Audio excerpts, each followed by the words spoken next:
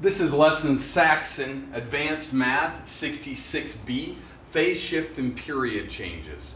Now, you could follow along in the book, and that would probably be helpful in this case, because as we start looking at it, we can have a difference here. And what I'm looking at is this equation right here is acceptable. However, it's really hard to see what our period and phase shift is in this. So what they want you to notice is they just factored the 2 out of both of these, right? And then all of a sudden I have my phase shift and I have my period already ready set to go.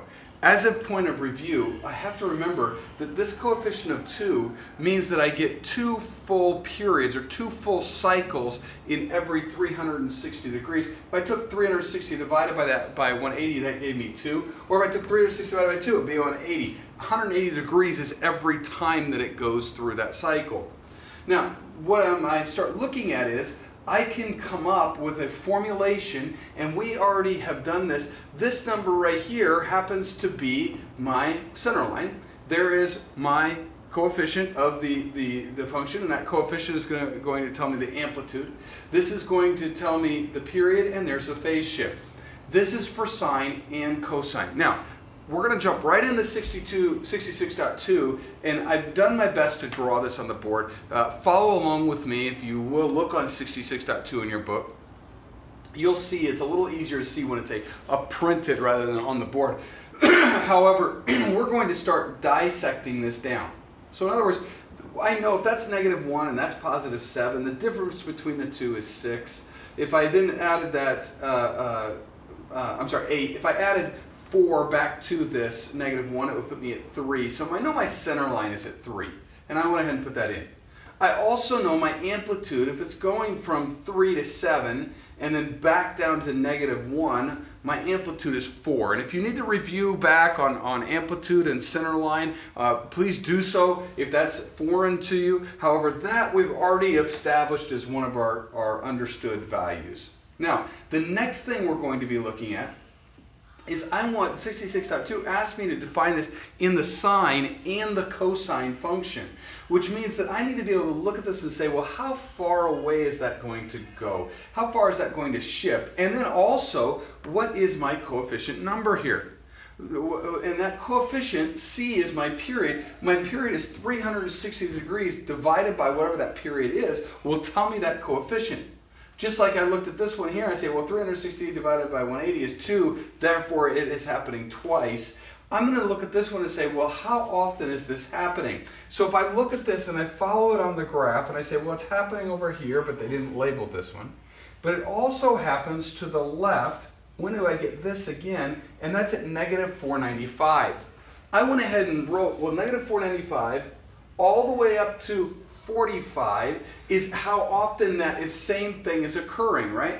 495 to -495 to 45. That's a distance of 540, which means that this is stretched out and it's going through a full cycle every 540 degrees.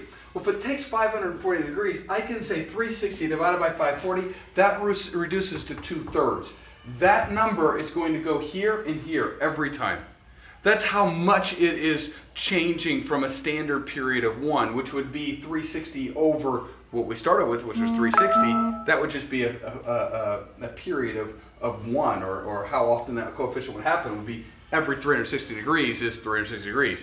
Or, for a point of future reference, every 2 pi is 2 pi. So this is 2/3, and we stick that in. Now we need to look at how it's shifted. Well, I'm going to take this whole thing and I'm going to say, well, how far would I have to shift this to get this curve, this sine graph, the sinusoidal graph, to be on my point where it would be sine? Well, if I look, I'd say, well, here is sine here, and here would be the sine here, right? Because that would be halfway through the curve going in the upward direction would be a positive sign. So how would I get that to move that far over? Well, I need to move it 225 degrees. My formula has a negative in it, so it ends up x minus a -225, right? And when I do so, I say x plus 225. That's its phase angle, or the shift that it's going to go through. Then I look at it and say, well, I really need to do the same thing for the cosine. Well, where would the cosine be? And the cosine, if you're looking at this, is there 90, right? And so I'm going to say, well, x minus a negative 90, and that gives me 90. There's the cosine, right? Right there. So when I do this, I very easily can write this same graph in a sine and a cosine function. Now, a couple of things that you'll notice is these are always the same distance apart, right? Because sine and cosine are always that same distance apart. And this number here stayed the same for the coefficients because that was how much of the period in every 360 degrees it went through. This number here could be in terms of a pi, and same with this one in terms of pi. This is how much of the pi it would be. The only difference between this in degrees and in pi radians is in pi radians, the pi would be pi over pi and it would cancel out, and you wouldn't have a pi value there, although you would here.